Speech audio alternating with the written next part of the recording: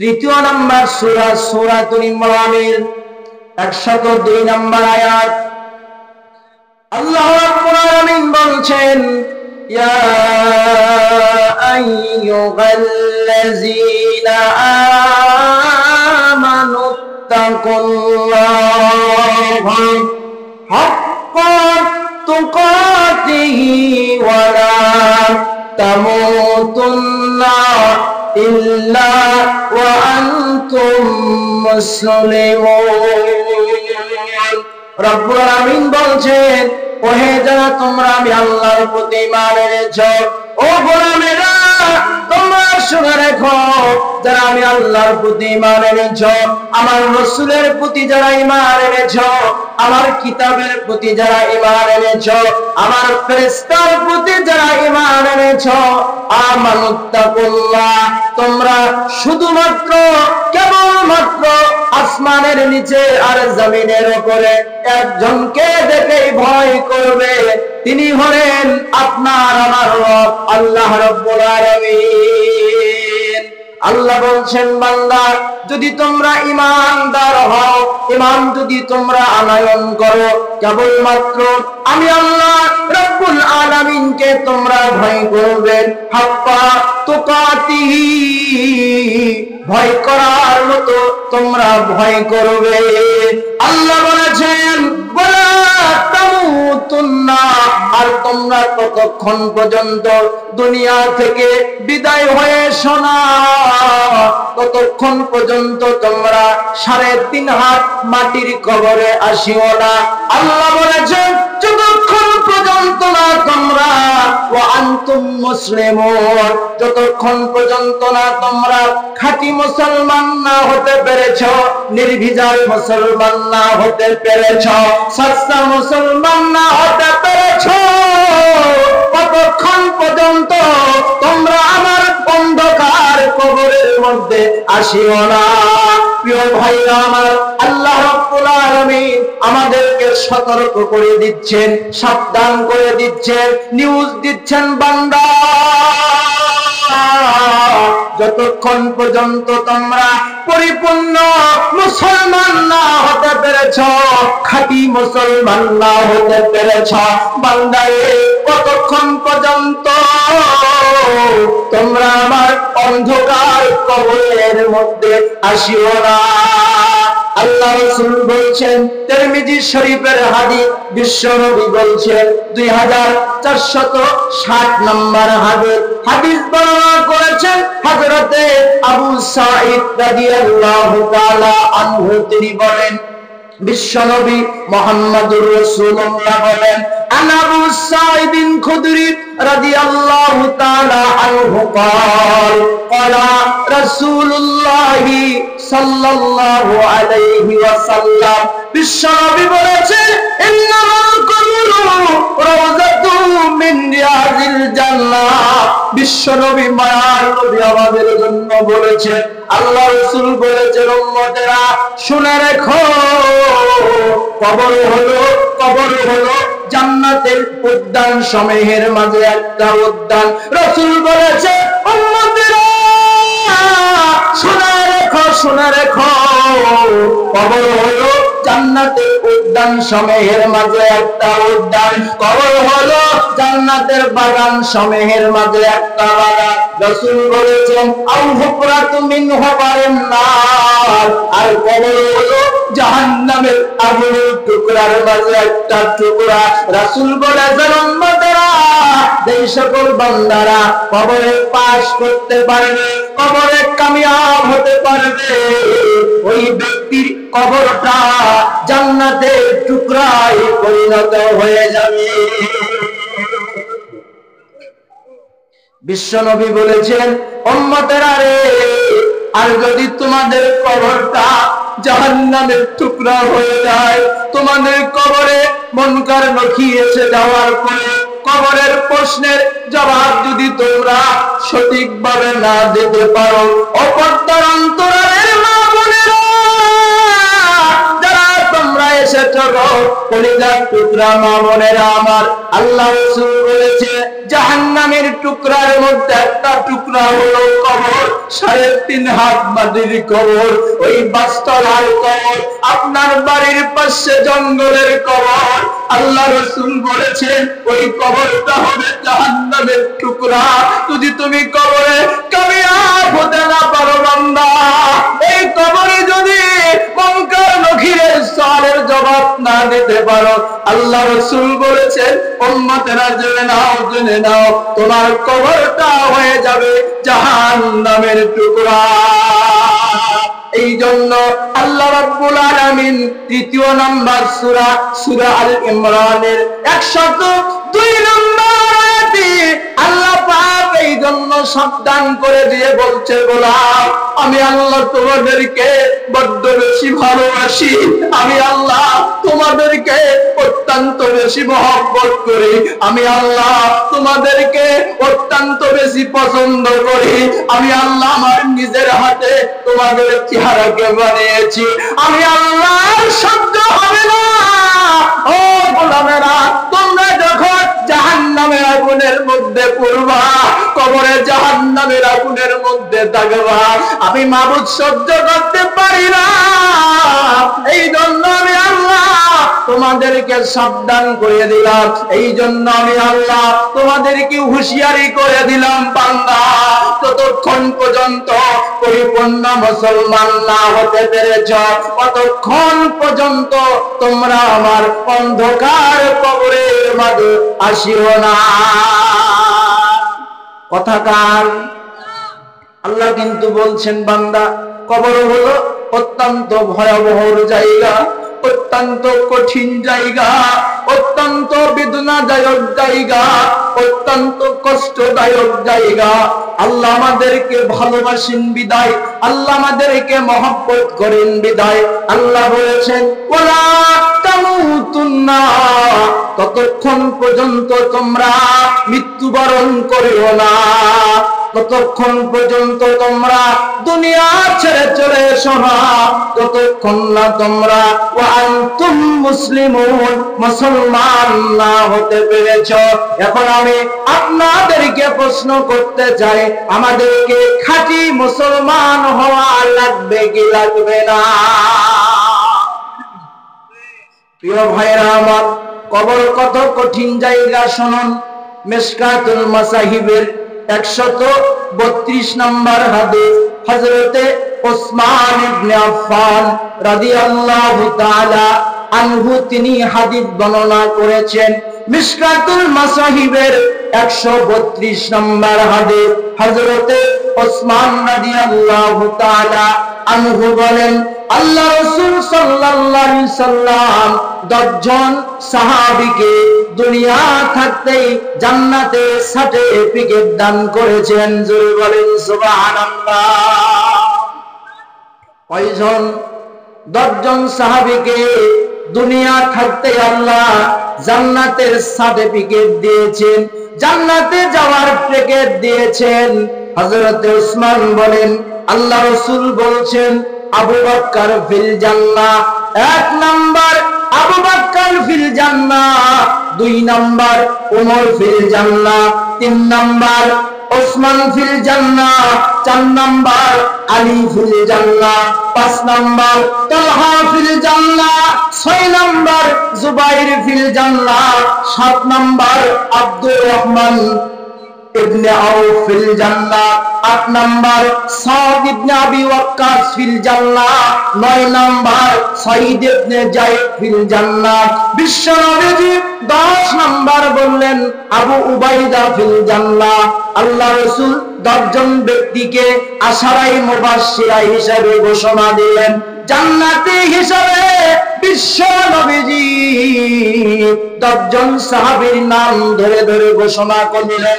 এখন আমি আপনাদেরকে বলছি, এই যে 10 জন সাহাবীর মধ্যে 3য় নাম্বার যার নাম নবীজি ঘোষণা করলেন তার নাম কি? তার নাম কি? হযরত ওসমান ইবনে আফফান রাদিয়াল্লাহু তাআলা আনহু। হযরত ওসমান বলেন, আল্লাহ রাসূল আমাকে আশারায়ে মুবাশশিরা বিল জান্নাত হিসেবে ঘোষণা করলেন, আমি ওসমান হলাম জান্নাতীর সার্টিফিকেট প্রাপ্ত দুনিয়ায় সাহাবী। আল্লাহ রাসূলের সাহাবী হযরত ওসমান বলেন, আল্লাহ রাসূল সাল্লাল্লাহু আলাইহি সাল্লাম তৃতীয় নাম্বার এই ওসমানকে জান্নাতীর সার্টিফিকেট আল্লাহ রাসূল দান করলেন। এই ওসমান যখন তিনি রাস্তা দিয়ে যাচ্ছেন, রাস্তা দিয়ে যখন তিনি পথ অতিক্রম করতে, হযরত ওসমান বলতেন, আমি যখন রাস্তা দিয়ে চলাচল করতাম, চলতে গিয়ে রাস্তা দিয়ে পথ চলতে চলতে আমি যখন রাস্তার পাশে কোনো কবর দেখতে পেতাম, আল্লাহ রাসূল বললেন, ওসমান রাস্তার পাশে কবর দেখা মাত্রই হযরত ওসমান রাদিয়াল্লাহু তাআলা আনহু কবরের পাশে দাঁড়িয়ে যেতেন। জোরে বলেন সুবহানাল্লাহ। হযরত ওসমান কবরের পাশে দাঁড়িয়ে যেতেন, কবরের পাশে দাঁড়ায়া জান্নাতীর সার্টিফিকেট প্রাপ্ত সাহাবী যুরনুরাইন সাহাবী রাসূলের দুইটা মেয়েকে হযরত ওসমান বিয়ে করেছেন, আর আল্লাহ রাসূল সাল্লাল্লাহু আলাইহি সাল্লামের জামাই হলো হযরত ওসমান। ওই ওসমান কবরের পাশে দাঁড়ায়া যেতে, দাঁড়ায়া যাওয়ার পরে হযরত ওসমান ছোট বাচ্চার মতো হাউমাউ করে কান্না শুরু করে দিতে। প্রিয় মা বোনেরা ও প্রিয় দরদি ভাইরা, হযরত ওসমান কবরের পাশে দাঁড়ায়া হাউমাউ করে কান্না শুরু করে দিতেন। হযরত ওসমান ছোট বাচ্চার মতো হাউমাউ করে এত কান্না কাঁদতেন, কাঁদতে কাঁদতে হযরত ওসমানের লম্বা দাড়ি ভিজে ভিজে টপ টপ করে জমিনের মধ্যে পানি পড়ে যেতে। খেয়াল করবেন, হযরত ওসমান জান্নাতের সার্টিফিকেট প্রাপ্ত একজন সাহাবী কবরের পাশে দাঁড়ায়া ছোট্ট বাচ্চার মতো হাউমাউ করে কান্না শুরু করে দিতেন।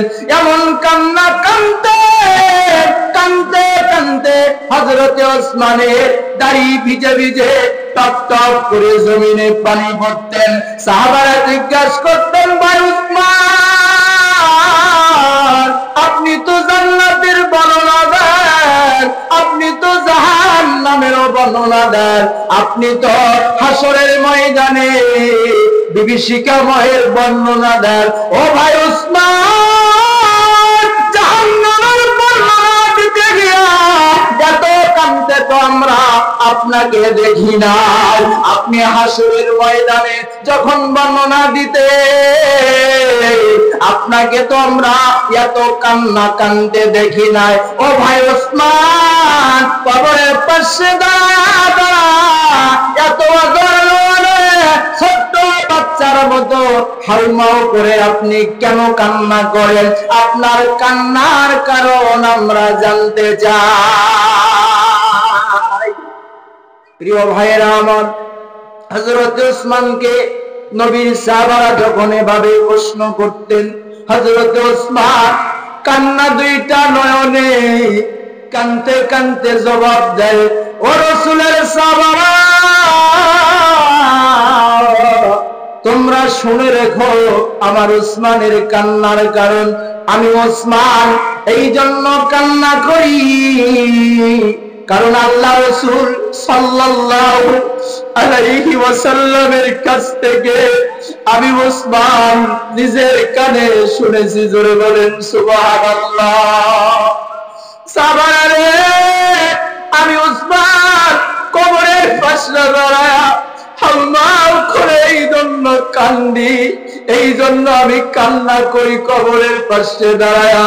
অথচ আমি ওসমান জান্নাতের সার্টিফিকেট প্রাপ্ত একজন সাহাবী, আশারায়ে মুবাশশিরা বিল জান্নাহ। রাসূল আমাকে তৃতীয় নম্বর জান্নাতের সার্টিফিকেট প্রাপ্ত সাহাবী হিসেবে ঘোষণা করেছেন। ও নবী, সাহাবারা তোমরা শুনে রেখো, আল্লাহ রাসূলের কাছ থেকে আমি শুনেছি, ইন্নাল কবরা আউয়ালু মানাজিলিম মিন মানাজিলিল আখিরাহ, কবর হলো আখিরাতের ঘাঁটি সবের মধ্যে প্রথম নাম্বার ঘাঁটি।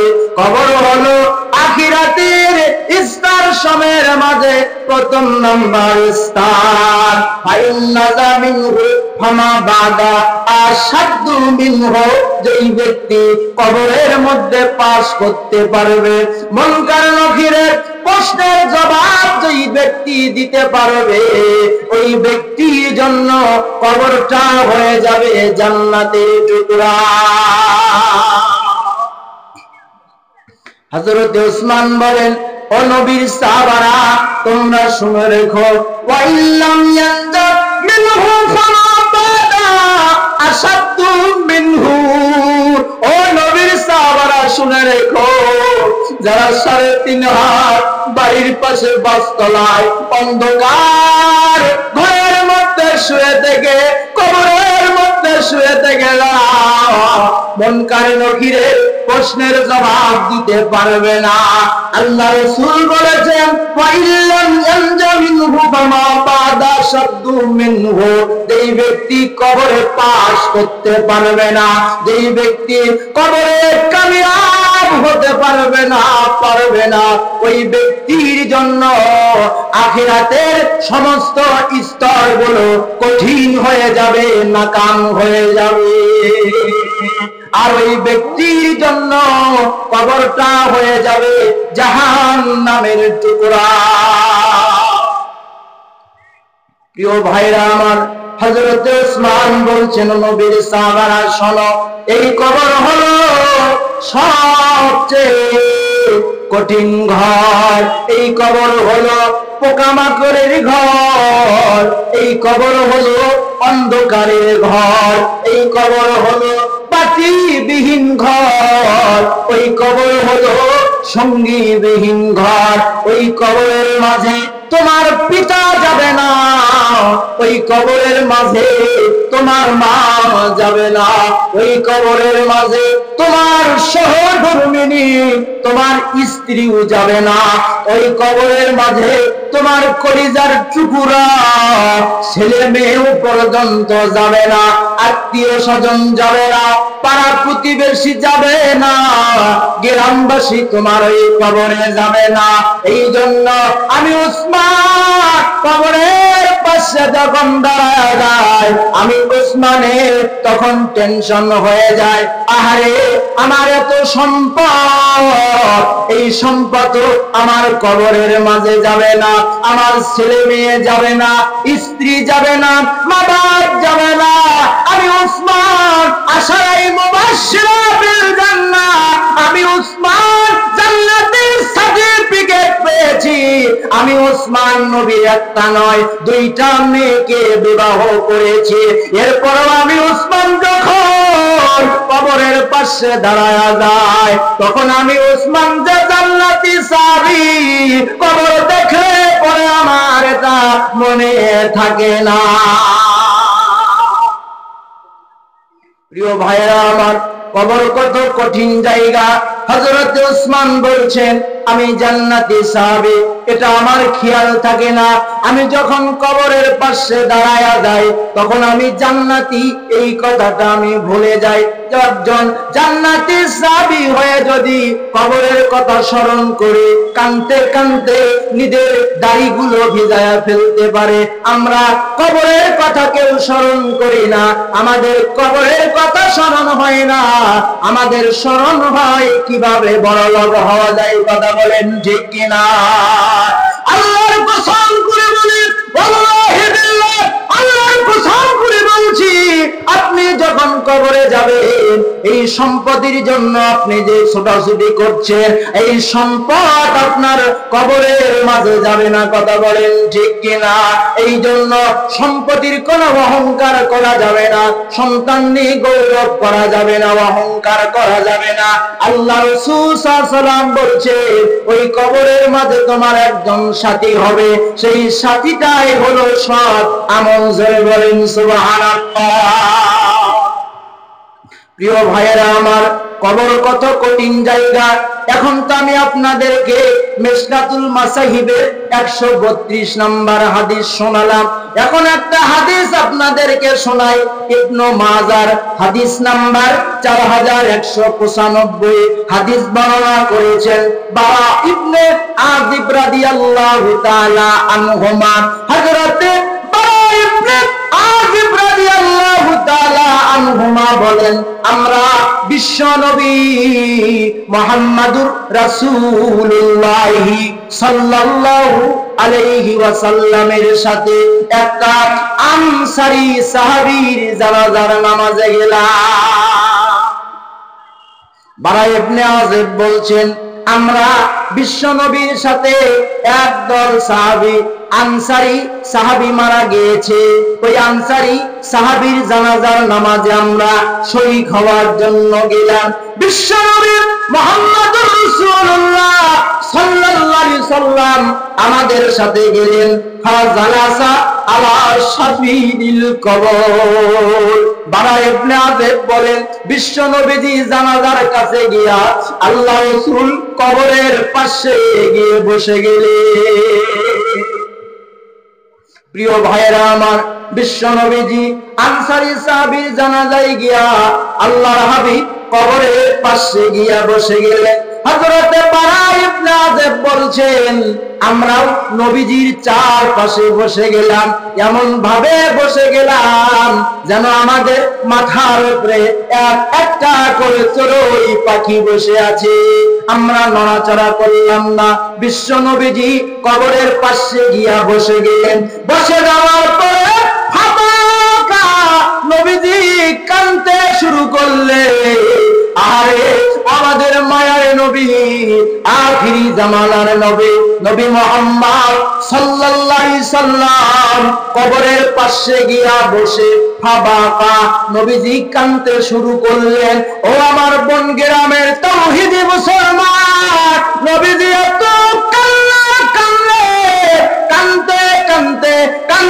কাঁদতে নবীজি এত কান্না করলেন, হাত্তা বাল্লাস সারা।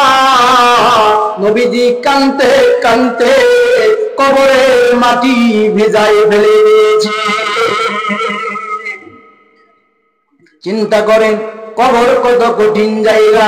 এই জন্য আল্লাহ রাব্বুল আলামিন বলছেন, ওয়ালা তামুতুন্না ইল্লা ওয়া আনতুম মুসলিমুন। বান্দা, ততক্ষণ পর্যন্ত মরিও না যতক্ষণ পর্যন্ত তোমরা হাজি মুসলমান না হতে পেরেছো। বিশ্ব নবী বলছেন, হযরত বারা ইবনে আযিব রাদিয়াল্লাহু তাআলা আনহু বলেন, ইবনে মাজার হাদিস আপনাদেরকে শোনাচ্ছি, 4195 নম্বর হাদিস। বিশ্ব নবীজি কবরের পাশে বসে যাওয়ার পরে কান্না শুরু করলেন, হাত্তা বাল্লাস সারা। নবীজি কাঁদতে নবীজির দাড়িগুলো ভিজে ভিজে কবরের মাটির উপরে পড়ে বিশ্ব নবীজি কাঁদতে কবরের মাটি পর্যন্ত ভিজায় বেরিয়েছে। লিল্লাহে তাকবীর, লিল্লাহে তাকবীর। প্রিয় ভাইরা আমার, আল্লাহ রাসূল সাল্লাল্লাহু আলাইহি সাল্লাম এরপরে সাহাবীর দিকে মুখ করে বিশ্ব নবীজি দাঁড়ায়, বিশ্ব নবীজি সাহাবীদের দিকে মুখ করে বসলেন। মুখ করার পর বিশ্ব নবীজি সাহাবীদেরকে ডাক দিয়া বললেন, ইয়া ইখওয়ানি, হে আমার ভাইরা, হে আমার কলিজার টুকরা সাহাবারা, হে আমার কলিজার টুকরা উম্মতেরা, সাহাবারা, শুনে রেখো। আল্লাহ রাসূল বলছেন, লিমিসলি হাযা হাইদু, তোমরা ওই কবরের জন্য প্রস্তুত হয়ে যাও। ওই কবরের জন্য মাল সামানা গুছিয়ে নাও, কারণ তোমাদেরকে একদিন এই কবরে যেতে হবে। তোমাদের সাথে তোমাদের সন্তান যাবে না, তোমাদের সাথে তোমাদের ছেলে মেয়ে যাবে না, তোমাদের কাছে তোমাদের স্ত্রীরা যাবে না, তোমাদের নবীর সাথে তোমাদের সম্পদ যাবে না, তোমাদের সাথে শুধু যাবে তোমাদের আমল। এই জন্য তোমরা ওই কবরের জন্য আমল সংগ্রহ করো। জোরে বলেন সুবহানাল্লাহ। প্রিয় ভাইয়েরা আমার, কি করে আমি আপনাদেরকে বোঝাবো কবর কত কঠিন জায়গা, কবর কত ভয়াবহ জায়গা।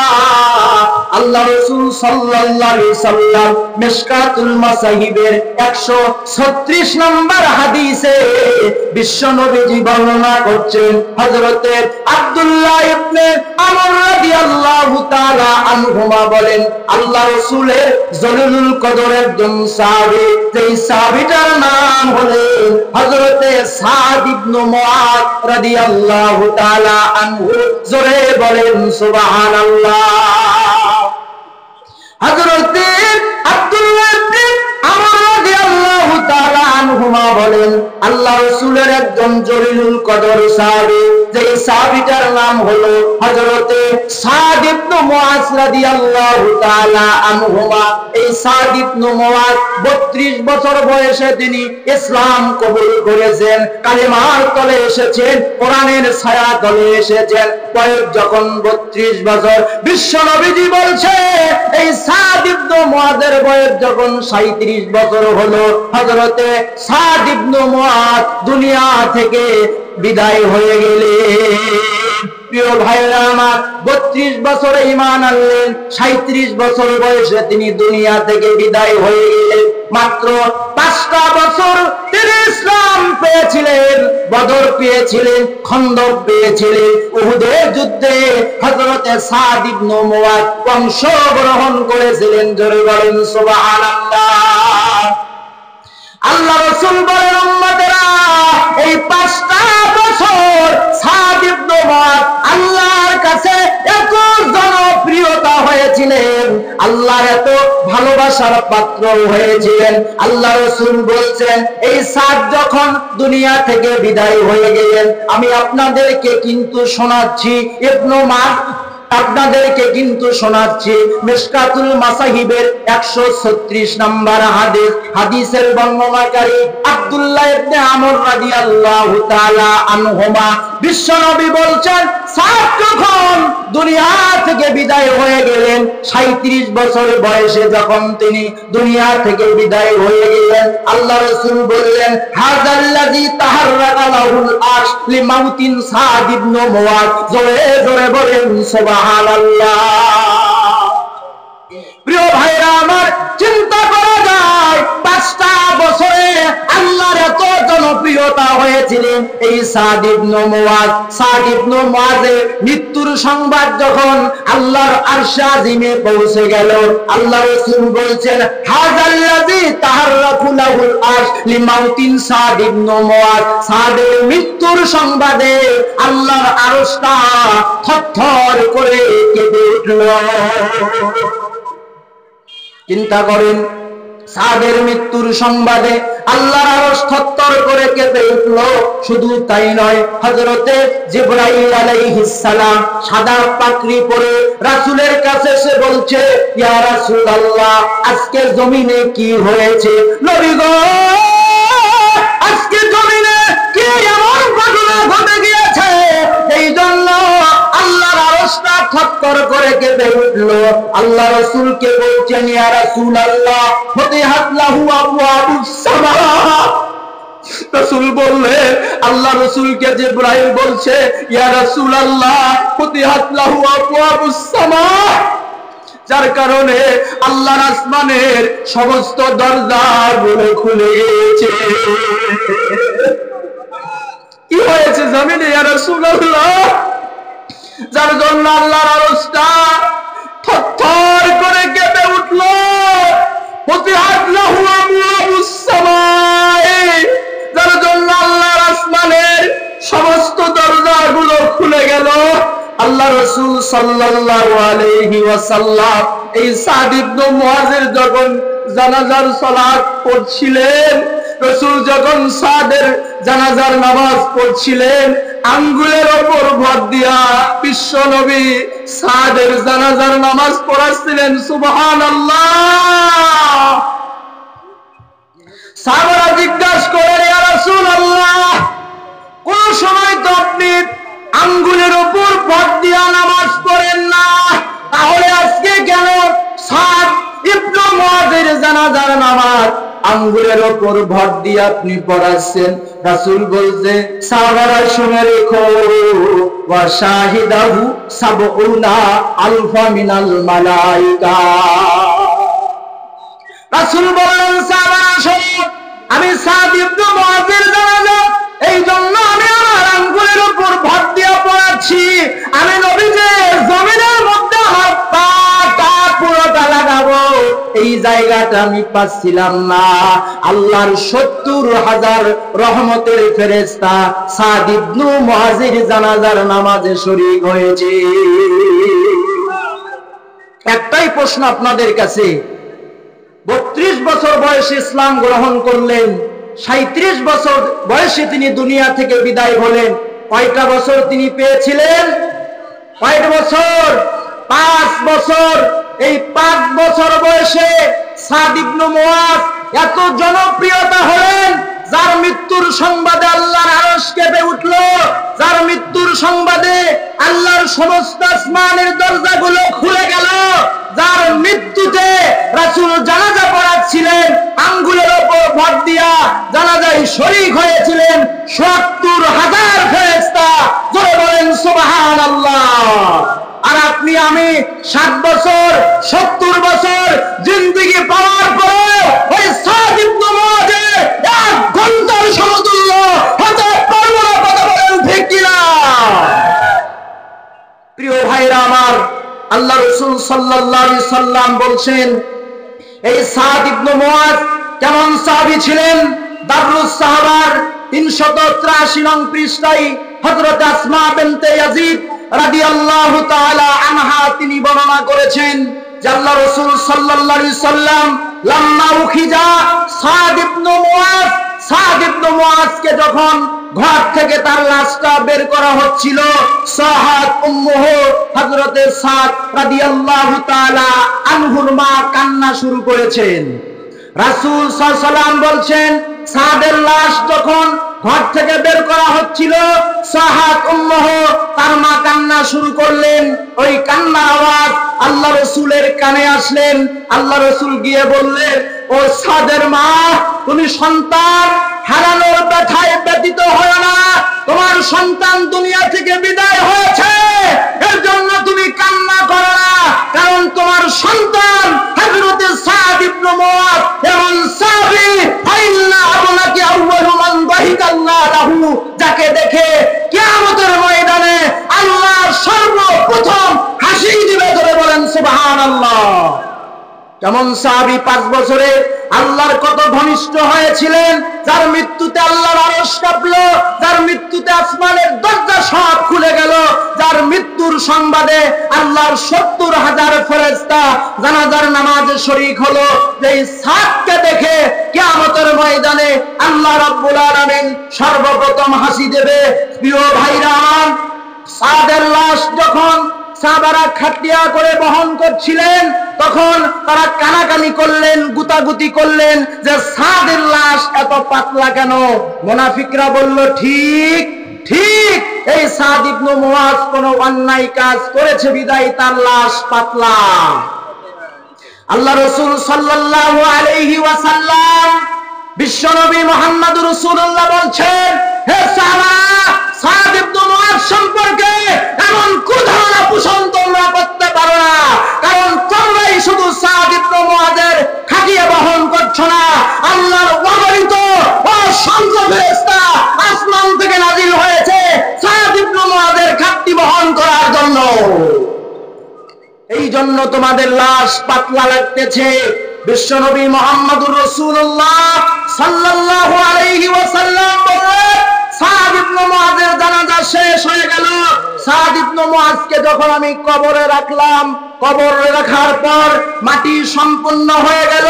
সাব্বাহা রাসূলুল্লাহ ফাসাব্বাহানা তাইলা। আমার হুজুর এখানে বসে আছেন, উনি আমার শিক্ষক। আমি যখন মাদ্রাসায় ছিলাম উনি আমার শিক্ষক ছিলেন। আল্লাহ রাসূল সাল্লাল্লাহু আলাইহি সাল্লাম বলছেন, সাব্বাহা রাসূলুল্লাহ ফাসাব্বাহা তাইলা। সাদের লাশ দাফন হয়ে যাওয়ার পর বিশ্ব নবীজি তাসবিহ পাঠ করতে লাগলেন। সুবহানাল্লাহ, বলেন সুবহানাল্লাহ। রাসূল তাসবিহ পাঠ করতে শুরু করলেন দীর্ঘ সময় পর্যন্ত। সাহাবারা বলছেন, আমরা বিশ্ব নবীর সাথে তাসবিহ পাঠ করতে শুরু করে দিলাম। রাসূল দীর্ঘ সময় তাসবিহ পাঠ করার পর সুম্মা কাব্বারা ফাকাব্বারনা, বলে আল্লাহু আকবার, আল্লাহু আকবার, আল্লাহু আকবার।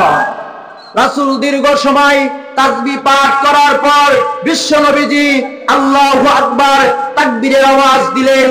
সাহাবারা বলছে, ইয়া রাসূলুল্লাহ, আপনি দীর্ঘ সময় পর্যন্ত তাসবিহ পাঠ করলেন, সুবহানাল্লাহ সুবহানাল্লাহ সুবহানাল্লাহ, কিন্তু ইয়া রাসূলুল্লাহ এই সুবহানাল্লাহ বলার পর আপনি আল্লাহু আকবার আওয়াজ কেন দিলেন? বিশ্ব নবী বলছে, সাহাবারা ও আমার সাথীরা, সঙ্গীরা, শোনো। সাদ ইবনে মুআয যেমন সাহাবী, যার মৃত্যুর সংবাদে আল্লাহর আরশ কাঁপে উঠল, যার মৃত্যুর সংবাদে ফেরেশতারা খুশিতে মাতোয়ারা হয়ে গেল, যার মৃত্যুর সংবাদে আসমানের সমস্ত দরজাগুলো খুলে গেল। আপনি আমি মরে গেলে আসমানে রূহটা দেওয়ার জন্য পারমিশন লাগে যে আসমানের দরজা খোলো। ভালো যদি হয় আসমানের দরজা খোলা হয়, ভালো না হলে রূহটা জমিনে নিক্ষেপ করা হয়। কিন্তু সাদ এমন সাহাবী ছিলেন যার জন্য একটা দুইটা না, অসংখ্য আসমানের দরজা খুলে গিয়েছে। জোরে জোরে বলেন সুবহানাল্লাহ। প্রিয় ভাইরা আমার, বিশ্ব নবী বলছেন, সাহাবা শোনো, আসমানের দরজা খুলে গেল, যার মৃত্যুতে আল্লাহর ৭০,০০০ ফেরেশতা জানাজার নামাজে শরীক হলো, যার মৃত্যুর সংবাদে আল্লাহ রাব্বুল আলামিনের অসংখ্য ফেরেশতা খাটনি বহন করার জন্য আসলো, যার মৃত্যুর সংবাদ শুনে মা কাঁদতেছিল। রাসূল বলছেন, ছাদের মা কান্দো না, তোমাকে দেখে, তোমার ছেলেকে দেখে আল্লাহ সর্বপ্রথম হাসি দেবে। ও ছাদের মা কান্দো না, কান্না বন্ধ হয়ে গিয়েছে। ও রাসূল বলেন, সাহাবারা, আমি যখন সাদের লাশ দাফন হয়ে গেল, মাটি দাফন হয়ে গেল, তোমরা তো দেখতে পারছো না, আমি রাসূল দেখলাম সাদের কবরটা এমন ভাবে সংকীর্ণ হওয়া শুরু হয়ে গেল। আমি আশ্চর্য হয়ে সুবহানাল্লাহ বলতে লাগলাম, আরে যার মৃত্যুর সংবাদে এত অলৌকিক ঘটনা ঘটে গেল, এই সাদকে কবরে রাখার পরে কবরের মাটি সাফ দেওয়ার জন্য, চাপা দেওয়ার জন্য কবরটা সংকীর্ণ হয়ে আসছে কেন? কবরটা খাটো হয়ে আসছে কেন? রাসূল বললেন, আমি তখন সুবহানাল্লাহ বলতে শুরু করলাম। আল্লাহ সাদিন থেকে ডাক দিয়া বললেন, ও কবরের মাটি, সাদকে তোমরা চাপা দিতে পারবে না, সাদকে তোমরা সংকীর্ণ করে দিতে পারবে না, সাদকে তোমরা চাপা দিতে পারবে না, সংকীর্ণ করতে পারবে না। আল্লাহ পাক বলেন, কবরের মাটিকে যখন আমি আদেশ করলাম আর সাদিন থেকে, কবরের মাটিটা সাদের দৃষ্টির শেষ সীমানা পর্যন্ত প্রশস্ত হয়ে গেল। আমি নবী তখন বলে উঠলাম, আল্লাহু আকবার। ও ভাইজানেরা আমার, আপনাদের কাছে আমার এতটুকু আবদার, এতটুকু অনুরোধ থাকবে, সাদ ইবনে মুআয এত একজন জলিলুল কদর সাহাবী ছিলেন, ৫টা বছর আল্লাহর এত জনপ্রিয়তা হয়েছিলেন। সেই সাদের সাথে যদি কবর এমন বেয়াদবি করতে পারে, আপনি আমি কবরে গেলে আপনার আমার টাইম থাকবে কি? এই জন্য আল্লাহ বলেছেন, এই জন্য রাব্বুল আলামিন সুবহানাহু ওয়া তাআলা বলেছেন, ও বান্দারা, ততক্ষণ পর্যন্ত তোমরা অন্ধকার কবরে আসিও না। সূরা আল ইমরান ১০২ নম্বর আয়াত আল্লাহ বলেছেন, ওয়ালা তামুতুন্না, ততক্ষণ পর্যন্ত তোমরা মৃত্যুবরণ করিও না, ওয়া আনতুম মুসলিমুন, ততক্ষণ তোমরা খাঁটি মুসলমান না হতে পেরেছো। এই জন্য আপনাদের অনুরোধ থাকবে, এখানে আপনাদের জমিয়ত আহলে হাদিসের সহসভাপতি আছেন জেলার,